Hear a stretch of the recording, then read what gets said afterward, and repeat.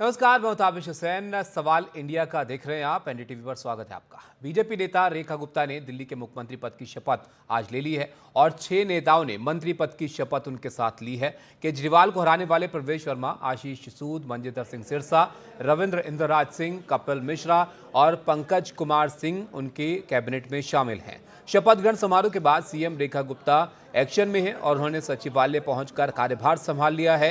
शाम 5 बजे सीएम के साथ पूरी कैबिनेट यमुना घाट का दौरा करेगी और शाम 7 बजे कैबिनेट की मीटिंग होनी है। दिल्ली चुनाव के प्रचार में बीजेपी ने यमुना की सफाई को बड़ा मुद्दा बनाया था और अब कार्यभार संभालने के बाद यमुना का दौरा सीधा वो करेंगी और उन्होंने ये कहा था कि सरकार बनने पर यमुना की सफाई होकर रहेगी। तो यमुना का दौरा करेगी पूरी कैबिनेट। उसके बाद फिर कैबिनेट मीटिंग शाम को होनी है, जिसमें कई महत्वपूर्ण फैसले आज ही यहां पर लिए जा सकते हैं। रवीश हमारे साथ हैं। रवीश, मुख्यमंत्री शपथ लेते ही तुरंत एक्शन में यहां पर हैं, बताइए क्या प्लान है? अभी तुरंत यमुना जाएंगी, कैबिनेट साथ में रहेगी पूरी? जी बिल्कुल ताबिश, क्योंकि पहले से अनुमान ये लगाया जा रहा था कि आज कैबिनेट की बैठक होगी 7 बजे और उसमें 2-3 बहुत अहम फैसले लेने हैं। सबसे बड़ा फैसला जो है ये होगा कि आयुष्मान योजना को यहाँ पर लागू किया जाएगा। मोहल्ला क्लिनिक जो बनाए हैं, जो एक बड़ा महत्वाकांक्षी प्रोजेक्ट था आम आदमी पार्टी का, तो उसको भी जो है वो तकरीबन 550 मोहल्ला क्लिनिकों को आरोग्य मंदिर घोषित करके और फिर वहाँ पर ज़्यादा सुविधाएँ बढ़ाने का एक एक्शन प्लान जो है उस पर फैसला लिया जाएगा। इसके अलावा ये भी कहा गया है कि जो 100 दिन का एक्शन प्लान बनेगा उसकी बाकायदा मॉनिटरिंग ज़िलेवार जो वहाँ के डीएम होंगे वो करेंगे और बाकायदा इसकी समय समय पर रिपोर्ट ली जाएगी ताकि काम इसका तेज हो। इसके अलावा यमुना पर भी आपने देखा कि यमुना घाट का निरीक्षण करने वो खुद अपने कैबिनेट के सहयोगियों के साथ में जाएंगी। उम्मीद ये जताई जा रही है कि यमुना की सफाई को लेकर एक बड़ा फैसला कर सकती हैं। एक ये भी एक्शन प्लान में तैयार किया गया है कि जो यमुना को प्रदूषित करती है, सबसे बड़ा जो नाला है नजफगढ़, जो ड्रेन है उसकी सफाई कैसे हो, उसमें जो नाले मिलते हैं उसके पूरा ब्यौरा उसका मांगा गया है। एसटीपी कहाँ कहाँ पर, तकरीबन दर्जन भर से ज़्यादा एसटीपी बनने हैं, वो कहाँ कहाँ पर बनाया जाए, तो वो पूरा एक ब्लूप्रिंट होगा। तो आज इस कैबिनेट की बैठक में घोषणा हो सकती है। इसके अलावा एसआईटी का गठन की भी घोषणा हो सकती है कि जो पूर्व अरविंद केजरीवाल की सरकार पर बीजेपी आरोप लगाती रही है कि तमाम सारे योजनाओं में भ्रष्टाचार हुए हैं, तो उस पर एसआईटी बैठाने की जो घोषणा है वो भी इस कैबिनेट में उसको भी मंजूरी मिल सकती है। तो आप देखिए कि वायदे बहुत सारे किए हैं और चूंकि रेखा गुप्ता उस तरीके से आप देखिए उनकी बहुत ज़्यादा उम्र नहीं है, उनके पास अभी काम करने का बहुत सारा मौका है, तो इसलिए वो चाहती हैं कि कोई भी जो अवसर मिला है उसमें वो पूरी तरीके से खरे उतरें। यही वजह है कि आज से ही जो है आप देखिए कि जो एक्शन है वो शुरू हो गया है और 5 बजे यमुना घाट पर मुख्यमंत्री निरीक्षण करेंगे उसका यमुना। अच्छा रवीश, क्योंकि आपसे थोड़ी देर पहले ही यहाँ पर शपथ ग्रहण हुआ है और आपने तमाम लोगों से वहाँ पर बात की, तो कोई मैसेज है नई सरकार के मंत्रियों के लिए कि आपको किस तरह से अब सरकार के विजन को आगे लेकर बढ़ना है? बिल्कुल, जैसा उस शपथ ग्रहण समारोह का नाम ही था कि विकसित दिल्ली शपथ ग्रहण समारोह, तो विकसित दिल्ली का जो खांचा है वो कई बार प्रधानमंत्री भी अपनी रैलियों में बोल चुके हैं कि यमुना की सफाई, स्वच्छता और जो कल्याणकारी योजनाएं चल रही हों, चाहे केंद्र सरकार की हों या पूर्ववर्ती सरकार की हों, उनको और ज़्यादा सुदृढ़ करना। उन्होंने साफ तौर पर कह दिया है कि किसी भी योजना को बंद नहीं किया जाएगा, बल्कि उस योजना को और अच्छे तरीके से लागू कैसे किया जाए इस पर आप लोग जो है काम करें। तो सारे लोगों को मैसेजिंग बिल्कुल क्लियर है कि दिल्ली चूंकि राजधानी है, तो दिल्ली का इंफ्रास्ट्रक्चर से लेकर और दिल्ली को कैसे विकसित दिल्ली बनाई जाए ताकि ये राजधानी जैसी लगे और इसमें सुविधाएं जो है वो बढ़ें, तो उसको लेकर जो है सबको मैसेज है कि सब लोग मिलकर एक टीम वर्क की तरीके से काम करिए। और बहुत सारे अनुभवी लोग भी हैं इस कैबिनेट में, तो उनके अनुभव का और जो युवा लोग हैं उनके तेज तर्रार गतिशीलता का जो फायदा उठाते हुए समन्वय बनाकर आपस में काम करें ताकि दिल्ली को और ज़्यादा विकसित बनाया जा सके। बिल्कुल, ज़ाहिर तौर पर अब दिल्ली को विकसित और ज़्यादा विकसित बनाने की चुनौती है। कई सारे वादे हैं सरकार की तरफ से जो किए गए हैं, लेकिन रवीश, हर एक वादा बहुत महत्वपूर्ण है दिल्ली में। साफ हवा की बात कीजिए या आप साफ सफाई की बात कीजिए या फिर आप स्कूलों की बात कीजिए। तो ऐसे में ये जिम्मेदारियां किसको यहाँ पर मिल सकती हैं? जो 6 मंत्री तो अब यहाँ पर बना दिए गए हैं, लेकिन अब इन जिम्मेदारियों को लेकर कोई चर्चा है? किसको यहाँ पर कौन सा मंत्रालय दिया जा सकता है?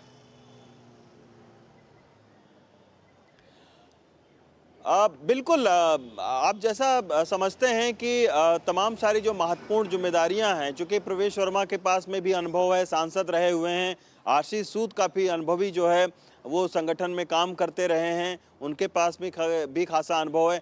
कपिल मिश्रा, आप जल शक्ति मंत्री थे, वो जल मंत्री थे, और ये जल मंत्री का काम जो है वो यमुना की सफाई को लेकर बहुत महत्वपूर्ण होने वाला है।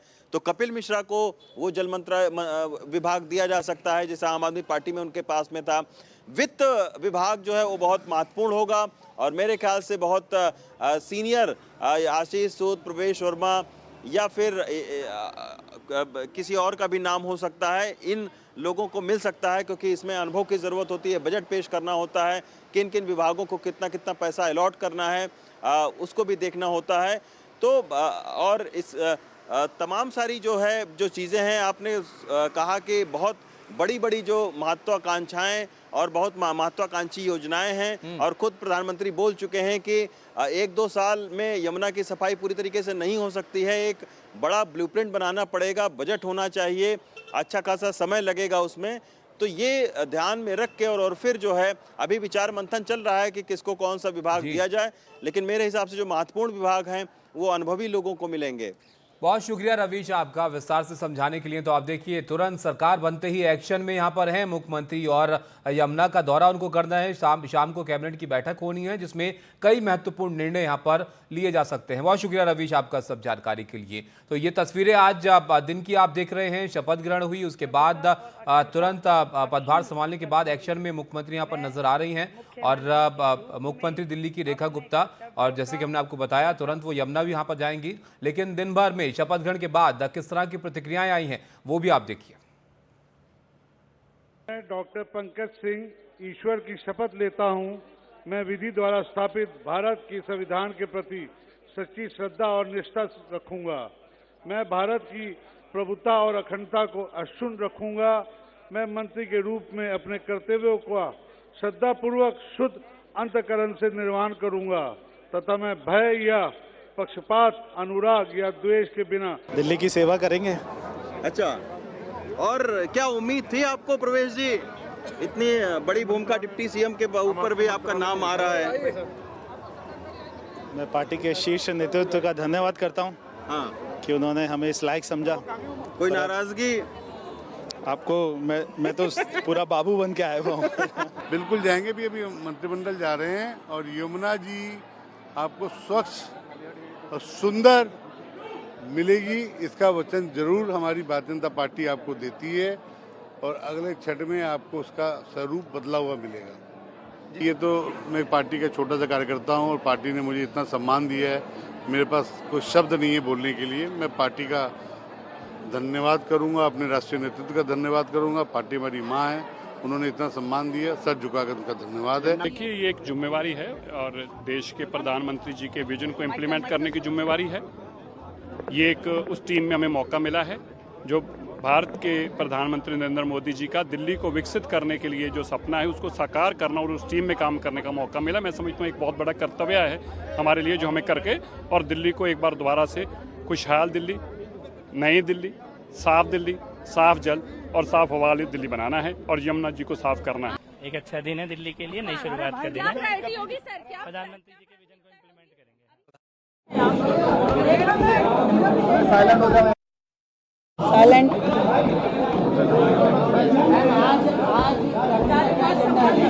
एक मिनट पहले मैं बोल लेती हूँ।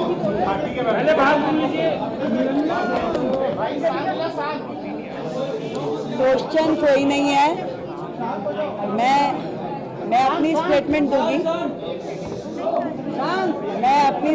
दूंगी, क्वेश्चन कोई नहीं लेंगे, ठीक है?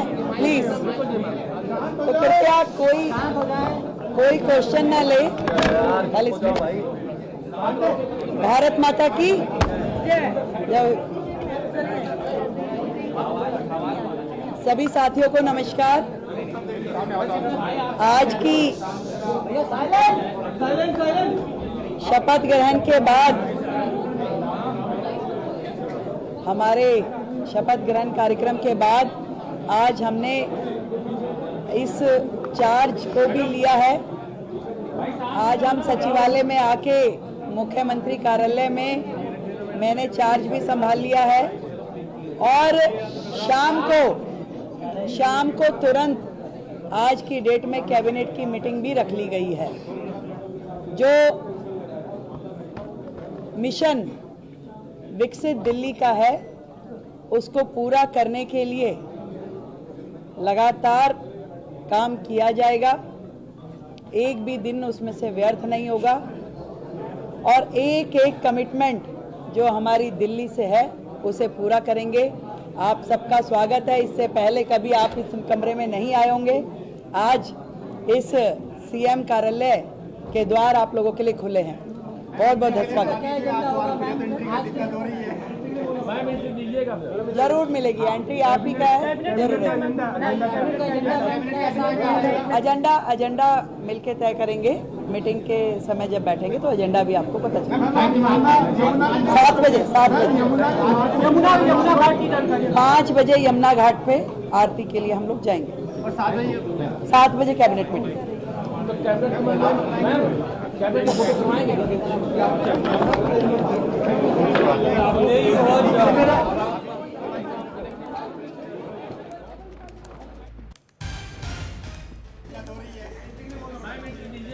जरूर मिलेगी एंट्री, आप ही का है, जरूर रहेगी। तो यहाँ पर एजेंडा मिलके तय करेंगे। मीटिंग के समय जब बैठेंगे तो एजेंडा भी आपको पता चलेगा। 7 बजे।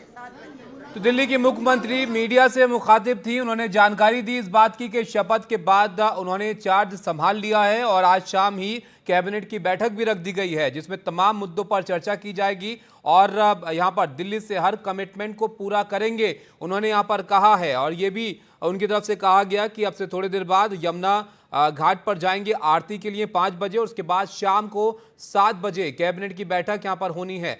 तो मुख्यमंत्री ने इस बात की जानकारी दी है। हालांकि अभी थोड़ा व्यस्त कार्यक्रम है तो तुरंत वो वहां से चली भी गई। अश्विनी हमारे साथ हैं यमुना घाट से। अश्विन, बताइए आप कहां पर हैं और वहां पर किस तरह के इंतजाम फिलहाल दिख रहे हैं? मुख्यमंत्री ने बताया कि 5 बजे जाएंगे आरती के लिए। जी हाँ, देखिए मैं इस समय वासुदेव घाट जो सदर बाजार आईएसबीटी के पास का इलाका है वहाँ पर हूँ मैं। आप मेरे पीछे देखिए ये यमुना नदी है और आपकी दूसरी अपोजिट साइड घाट है, सीढ़ियाँ बनी हुई है। ये वही घाट है जहाँ पर प्रतिदिन यमुना आरती होती है। आपको अगर मैं दिखाऊं तस्वीरों में तो वहाँ पर जो आरती है, आरती की तैयारी की जा रही है। तमाम जो घाट बने हुए घाटों पर जो मैट है वो बिछाई जा रही है क्योंकि वहाँ पे वीआईपी मुख्यमंत्री और तमाम मंत्री आने वाले हैं। जो मूर्तियाँ हैं वो जो घाट जिससे आरती होनी है उसको सजाया जा रहा है। ऊपर जो आप देखिएगा तस्वीरों में वहाँ पंडित भी दिखेंगे आपको। पंडित के ऊपर जो कुर्सियाँ लगाई गई कुछ वीआईपी लोगों के बैठने के लिए, उसके पीछे जो मूर्तियाँ हैं उनको पूरा फूलों से सजाया गया है उस इलाके को। और जो ये यमुना नदी है यहाँ पर लगातार साफ सफाई का काम जारी है। आपको बता दें कि नई सरकार बनने के बाद ही, हालांकि आज ही ऑफिशियली तरीके से शपथ हुआ है, लेकिन उससे पहले से ही जो दिल्ली के एलजी उन्होंने यमुना की साफ़ सफाई का बेड़ा उठाया है। और आप उसकी बानगी देख सकते हैं कि जिस घाट पे आज आरती होनी है उसी के जस्ट सामने वो मशीनें लगी हुई हैं जो यमुना को साफ़ कर रही हैं। 2 मशीनें हैं वहाँ पे लगी हुई हैं जिनका काम है यही साफ़ करना। इसके साथ ही यहाँ पर तमाम बोट लगाए गए हैं, बोट है, बोट से भी निगरानी की जा रही है। घाट पे किसी भी तरीके की गंदगी ना हो क्योंकि आज नवनिर्वाचित मुख्यमंत्री आ रही है, उनके तमाम कैबिनेट के मंत्री आ रहे हैं, तो गंदगी ना हो इसको लेकर हमने देखा कि जो घाट जिस रोड से आप आते हैं वहाँ पे सफाई की जा रही है। इस घाट पे भी घाट वैसे गंदा तो नहीं है लेकिन साफ़ किया जा रहा है और जो थोड़ी बहुत गंदगी थी उसको भी हटा दिया गया है। तो कहीं ना कहीं तैयारियां ज़ोरों पर हैं। सभी को इंतज़ार है कि 5 बजे जब पूरा कैबिनेट, नया कैबिनेट जो आएगा यहाँ पे आज पूजा करेगा यमुना जी का। देखिए यमुना जी का सिर्फ पूजा करना ही नहीं, ये एक तरीके की राजनीति जो ये दिखाती है कि जो यमुना की पॉलिटिक्स आम आदमी पार्टी बीजेपी पे करने की कोशिश कर रही थी वही उसके ऊपर उल्टी साबित हुई। और यमुना जी एक प्रतीक हैं दिल्ली की राजनीति की, कई सालों से वो दिल्ली की राजनीति में मुद्दा रही हैं, लेकिन इस चुनाव में कहीं ना कहीं वो मुद्दा इतना बड़ा बन गया कि एक सत्तारूढ़ पार्टी जो 62 सीटों के साथ मेजॉरिटी में थी, आम आदमी पार्टी, वो चली गई और 27 सालों बाद बीजेपी 48 सीटों के साथ सत्ता में वापसी कर रही है। तो कहीं ना कहीं जिस तरीके से अगर आपको याद दिलाएं तो 2014 के लोकसभा चुनाव के नतीजों में गंगा नदी को लेकर प्रधानमंत्री मोदी ने बयान दिया था कि माँ गंगा ने मुझे बुलाया है। उसके बाद हमने देखा कि गंगा जी के घाटों में बनारस में तमाम घाट बनाए गए, आरतियाँ शुरू हुई, नमामि गंगे प्रोजेक्ट चालू किया गया। आपको थीम देना पड़ता है, लोगों को दिखाना पड़ता है कि हम अपनी संस्कृति, हमने जो बात करते हैं उससे जुड़े हुए हैं। वही बानगी दिल्ली में बीजेपी करने की कोशिश कर रही है कि जिस यमुना नदी की पर राजनीति आम आदमी पार्टी और बीजेपी लगातार कर रही थी, उसी के पिच पर बीजेपी ने आम आदमी पार्टी को हराया। और पहले ही शपथ ग्रहण के बाद, अभी कैबिनेट भी नहीं हुई है, उससे पहले पूरा कैबिनेट यहाँ आ रहा है, पूजा कर रहा है। ये दिखाने की कोशिश है, मैसेजिंग की कोशिश है कि देखिए हम यमुना सिर्फ हमारे लिए नदी नहीं है, वो नदी से बढ़कर हमारे लिए है। और उसी की बानगी का नतीजा है कि पूरा का पूरा कैबिनेट आ रहा है, शाम को पूजा करेगा। और उससे पहले ही यमुना की सफाई को लेकर जो तैयारियाँ वो तेज कर दी गई हैं। ये बहुत बड़ा मुद्दा आने वाले समय में भी रहेगा, क्योंकि यमुना नदी कोई एक दिन या 4 दिन या 1 महीने या 2 साल में साफ नहीं होने वाली, ये भाजपा भी जानती है। बिल्कुल जाहिर तौर पर बड़ा मुद्दा तो है दिल्ली की सियासत में ये अश्विन, और जिस तरह से प्रतिक्रियाएं भी आ रही हैं, लग रहा है कि यमुना एक बड़ा मुद्दा रहेगा, सरकार के लिए एक प्राथमिकता भी रहेगी, जैसे कि मुख्यमंत्री खुद शपथ के बाद तुरंत अब यमुना के घाट पर जाएंगे आरती के लिए।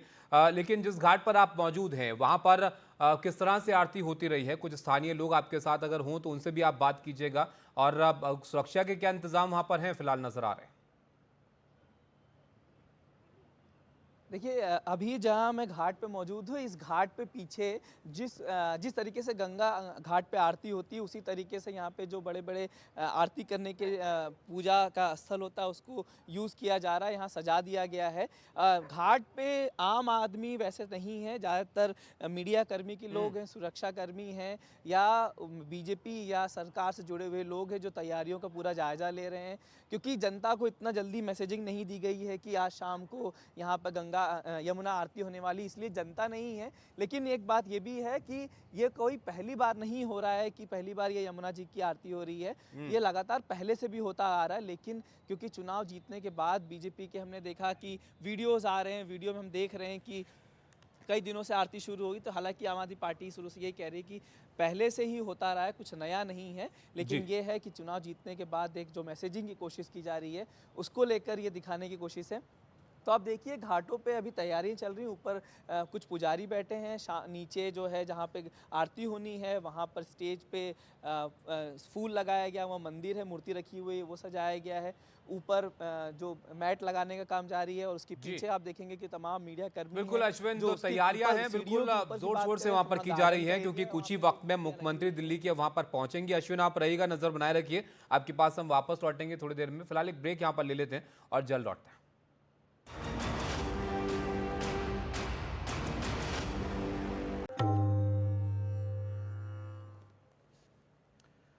ब्रेक के बाद आपका स्वागत है। बात संभल मामले की करते हैं। संभल हिंसा को लेकर आज एसआईटी चार्जशीट दाखिल करने जा रही है, और 1200 पेज की चार्जशीट को लेकर एसआईटी अब कोर्ट पहुंची है, और आज कोर्ट में एसआईटी की तरफ से इस मामले को लेकर ये चार्जशीट यहां पर दायर की जाएगी। आपको बता दें कि संभल हिंसा में अब तक 70 से ज़्यादा गिरफ्तारियां हो चुकी हैं। कई लोगों की इस मामले में, संभल में जो हिंसा हुई थी उसमें मौत हो गई थी, और उसके बाद से एसआईटी इस मामले को देख रही है।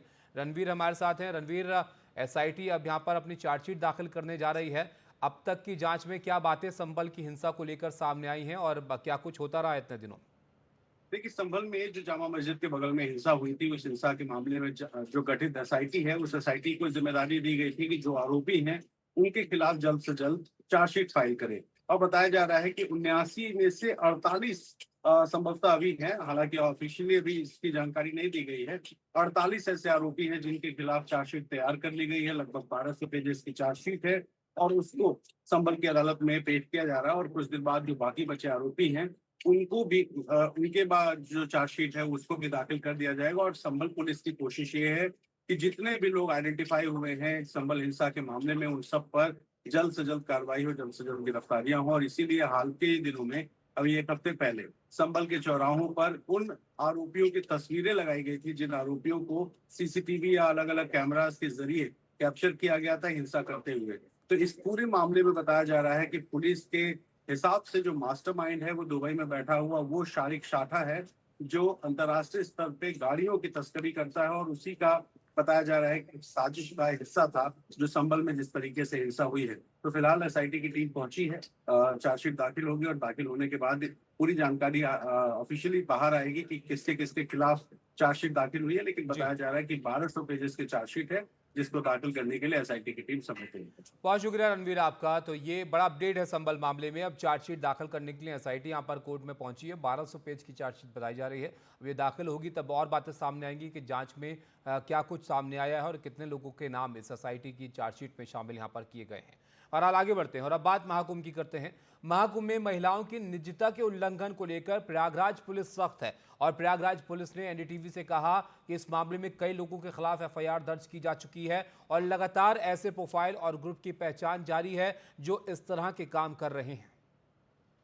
महाकुंभ में महापाप हो रहा है। दरअसल यहाँ पर महिलाओं के नहाते हुए और कपड़े बदलते हुए वीडियो कई सोशल मीडिया प्लेटफॉर्म पर वायरल किए जा रहे हैं और उसके बदले पैसे की मांग की जा रही है। इसको लेकर जो पुलिस है वो लगातार सख्त है और कई कड़े एक्शन ले रही है। इस पर बातचीत में हमारे साथ डीआईजी महाकुंभ वैभव कृष्णा मौजूद हैं। सर, जो इस प्रकार के वीडियो सोशल मीडिया पे वायरल किए जा रहे हैं, कई ग्रुप्स बनाया जा रहा है, उनके बदले पैसे की मांग की जा रही है, जो एक तरीके से महाकुंभ को बदनाम करने की कोशिश जो की जा रही है, उस पर किस प्रकार से आप लोग एक्शन ले रहे हैं और क्या क्या अब तक कार्रवाई की जा रही है? देखिए, कल ये हम लोगों के संज्ञान में आया था कि ऐसे कुछ सोशल मीडिया प्रोफाइल्स हैं और ऐसे कुछ ग्रुप बने हुए हैं जहाँ पे इस तरीके की अवैध जो है कृत्य किए जा रहे हैं। हम लोगों ने उस पर एफआईआर दर्ज की है और ऐसे सभी लोग चिन्हित किए जा रहे हैं जो ऐसे कुकृत्यों में लिप्त हैं। आपराधिक ये प्रकरण है, ये सीरियस ऑफेंसेस में आईटी एक्ट के अंतर्गत और बीएनएस में, भारतीय न्याय संहिता में, ये सीरियस ऑफेंसेस में अपराध है। इनमें गिरफ्तारियाँ होंगी। जो लोग ऐसे वीडियो खरीद रहे हैं उनकी भी गिरफ्तारियाँ होंगी। जो बेच रहे हैं उनकी तो होगी, लेकिन जो खरीद रहे हैं उनकी भी गिरफ्तारियाँ होंगी। और हमारी जो सोशल मीडिया की टीम है कंटिन्यूस मॉनिटरिंग कर रही है।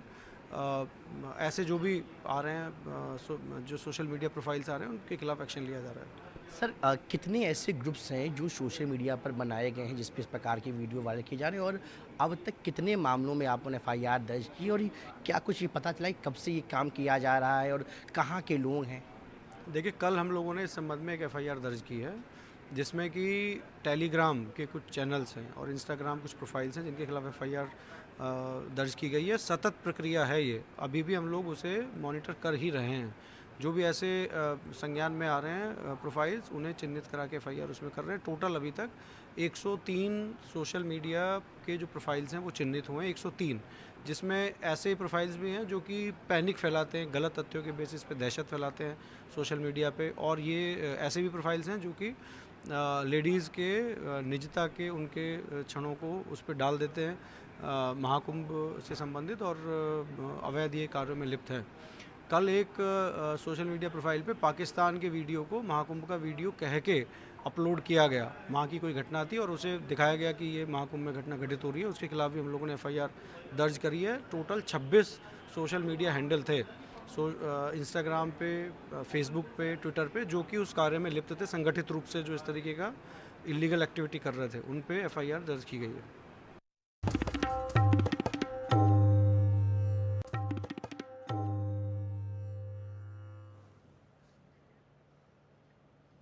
अब सीधा आपको आम आदमी पार्टी की प्रेस कॉन्फ्रेंस में लिए चलते हैं। इस वक्त पूर्व सीएम आतिशी प्रेस कॉन्फ्रेंस कर रही हैं।